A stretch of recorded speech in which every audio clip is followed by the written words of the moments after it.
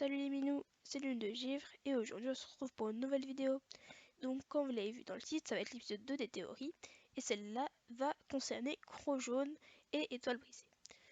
Donc cette théorie ne vient pas de moi mais de Bright Guardian Akira, donc une chaîne anglaise, et je mettrai donc sa chaîne dans la description ainsi que la vidéo d'où j'ai pris cette théorie.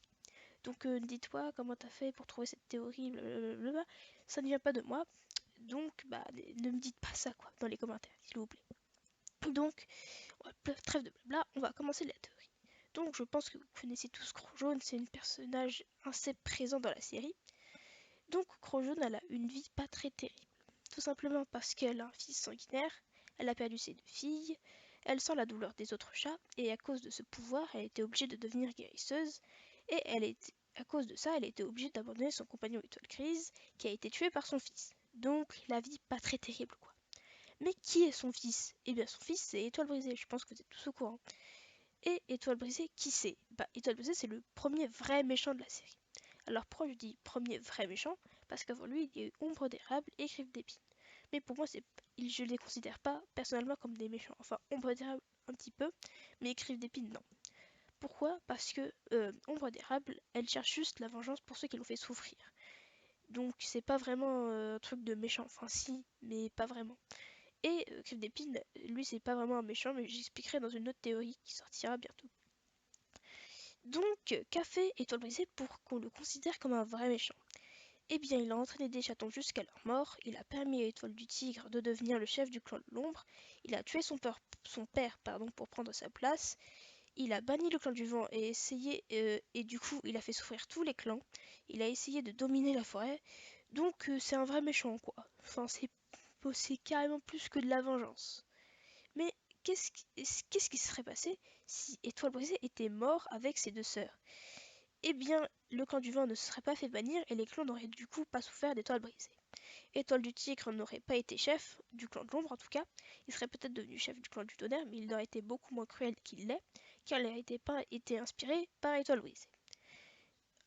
Et du coup, le clan du Tigre n'aurait pas été créé, et donc le clan du sang ne serait pas introduit dans la forêt, et Rusty n'aurait pas été invité à rejoindre la forêt, car le clan du tonnerre n'aurait pas eu besoin de défendre ses terres.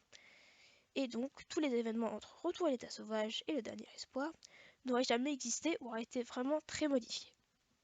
Mais est-ce que Étoile Brisée aurait pu être gentil? Alors pour répondre à cette question, nous allons devoir nous pencher sur pourquoi il est devenu méchant. Alors, il est devenu méchant car il était très triste, car il ne connaît pas sa mère, comme tous les membres de son clan, et à cause de cette raison, eh bien tous les membres de son clan vont le rejeter, y compris sa mère adoptive, Patte de Lézard. Donc ils sont dans une profonde tristesse, et il a été sûrement accueilli par Ombre d'Érable qui lui a appris à devenir sanguinaire. Alors, pourquoi je dis peut-être? Parce que ça n'a pas été confirmé par les Érines, c'est très probable, mais ça n'a pas été confirmé. Pourquoi c'est très probable? Tout simplement parce qu'on sait tous qu'Ombre d'Érable essaye de se venger un maximum de ceux qui l'ont fait souffrir, je l'ai dit tout à l'heure, et pour ça elle utilise des chatons qui sont très tristes pour les entraîner à devenir sanguinaires, notamment avec Étoile du Tigre et Étoile Balafré. Donc elle aurait également essayé sur Étoile Brisée, et ça aurait très très bien fonctionné. Donc c'est de la faute à qui si Étoile Brisée est méchant? Est-ce que c'est de la faute de Patte de Lézard d'avoir été une mauvaise mère? C'est de la faute d'Ombre d'Érable de lui avoir insufflé la cruauté? Non, c'est de la faute de Croc Jaune, parce qu'elle est devenue guérisseuse, malgré qu'elle ne voulait pas. Mais qu'est-ce qui se serait passé si Croc Jaune n'était pas devenue guérisseuse, malgré son pouvoir? Eh bien, elle aurait pu éduquer son fils, et du coup, il serait devenu un bon guerrier, même un très très bon guerrier, puissant, loyal, il serait carrément même devenu le chef de son clan, mais cette fois un chef sage et avec une grande renommée, comme Étoile Filante ou bien Étoile Bleue. Et du coup, le clan du vent n'aurait pas été banni et les clans n'auraient pas souffert. Mais pourquoi a-t-elle devenu guérisseuse, Croc Jaune? Elle ne voulait pas pourtant.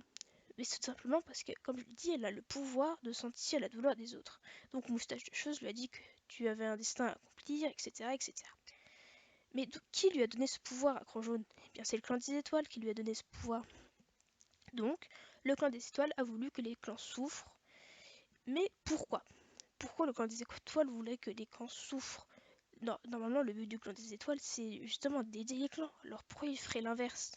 Eh bien, si vous avez lu leur série sur Croc-Jaune qui s'appelle Le secret de Croc-Jaune, vous savez qu'à un moment, Poil de Taupe, donc l'ancien guérisseur du clan de l'ombre, à l'époque où le clan du ciel a été séparé des autres clans, informe Nuage Long, donc plus tard Longue Moustache, de cette punition par rapport au clan. Et du coup, euh, comme je l'ai dit, Poil de, Poil de Taupe était le guérisseur quand le clan du ciel a été séparé des autres clans.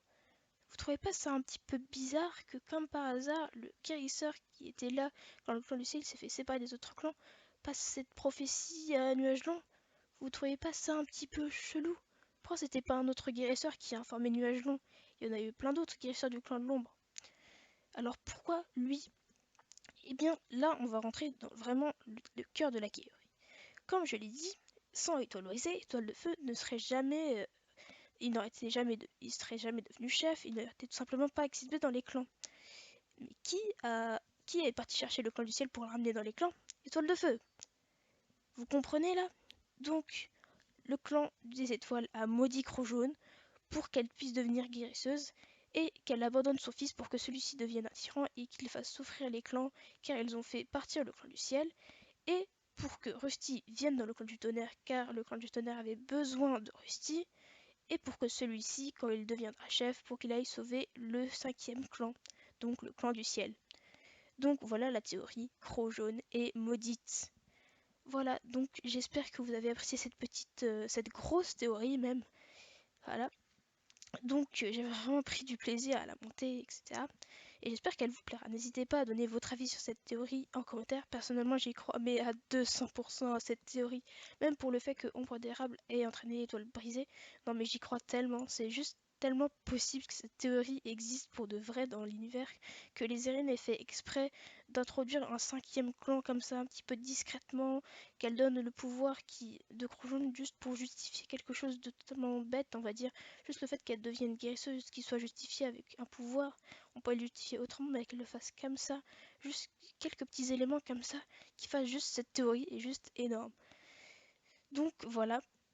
Donc maintenant, je vais passer au petit instant pub juste pour vous dire, pour ceux qui ne savent pas, qu'il y a un concours sur ma chaîne, un concours de dessin-fiction. Donc l'annonce sera dans la description, juste si vous voulez juste participer ou apprendre les règles du concours. Hop, dans la description, vous allez regarder, je vous expliquerai pas tout maintenant. Donc voilà, c'est tout pour cette vidéo. Profitez un max de vos vacances les minous. Et sur ce, je vous dis à la prochaine assemblée les guerriers.